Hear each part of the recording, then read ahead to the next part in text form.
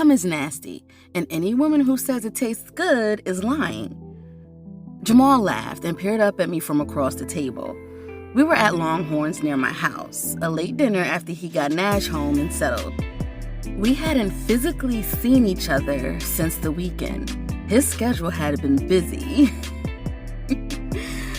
Dealing with a couple of issues at the salon he owned. Why that tickled me, I had no idea. You just didn't hear about men owning hair salons. But this was different, and according to Camille, salon suites were becoming very popular. I appreciated Jamal making the effort for us to have a date night in the middle of the week, even if it was just dinner at the local Longhorns.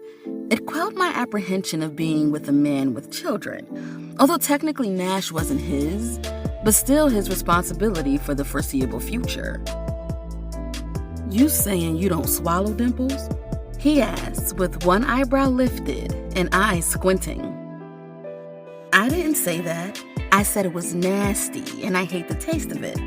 Women will lie to their man and act like it's the best thing since peach soda. But it's a nasty, bitter taste to me. It ain't that bad. My head snapped back at that statement. How the hell would he know that?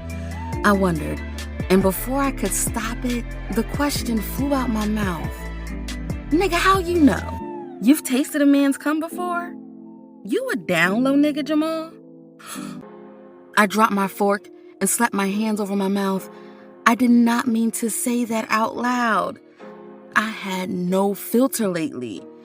It's just how comfortable Jamal had made me. We could talk about anything, say anything, laugh about anything. But I knew I went too far, accusing this man of being a down low brother. Do they even call it that anymore? Or I don't even know the right terminology to use. But it flew out my mouth without a thought or care. He reached over the table and took my drink while staring at me like I had lost my mind. Then he chuckled, but it wasn't a real chuckle, more like you done lost your fucking mind. And that little vein was popping up in between his bunched eyebrows. First of all, you've had enough to drink. Second, do I eat your pussy like I'm in the closet or a down low nigga? My dick and tongue game are lethal, and it had your ass screaming and tapping out in the first round. You've been running from the dick ever since. Shit! I was stuttering and couldn't get my words or thoughts together. And I was embarrassed because this conversation went left really fast, and I didn't know how to navigate it back to a peaceful conversation. Your smart-ass mouth ain't gotta come back because it's true. I'ma take this one on the chin, cause we done got real comfortable with each other. And you obviously forgot to think before you speak. But don't ever in your life question my motherfucking manhood again. Ever.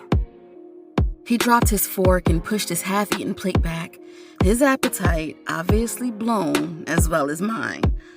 Our waitress appeared and he asked for to-go boxes. I sat there speechless until she walked away. Jamal, I'm sorry. I'm not even going to make an excuse for my inappropriate response. You just caught me off guard when you said it's not. My words trailed off because of the look he was giving me. And yet you're making an excuse, so let me clear something up for you so you have no misconceptions of who I am. I'm 100% all man, not a gay nor homophobic gene in my body. And no, I don't know what a man's cum tastes like. He grounded out that part, but I know what pussy tastes like. I was merely entertaining your take on the topic. Thought you would elaborate more on your experience, but you flipped the script on my ass. I'm not sure what type of nasty niggas you've been with in the past, but a nasty nigga I am not. And right on cue, the waitress slipped 2 to-go boxes on the table along with billfold and backed away quietly. It made me believe she heard our conversation, and now I was doubly embarrassed. "I apologize," was all I could say. The atmosphere was thick with tension, and I was ready to go. I packed up the rest of my food that I probably wouldn't eat. Jamal packed up his food, grabbed the billfold, glanced at the check, reached in his pocket, and threw some money inside and slid out the booth. He stood there, waiting for my brain to kick in and stand to leave as well. I grabbed my purse and let us out the restaurant. Thank God I only lived 15 minutes from the restaurant, but I swear it was the longest 15 minutes of my life. Tension-filled silence the whole ride.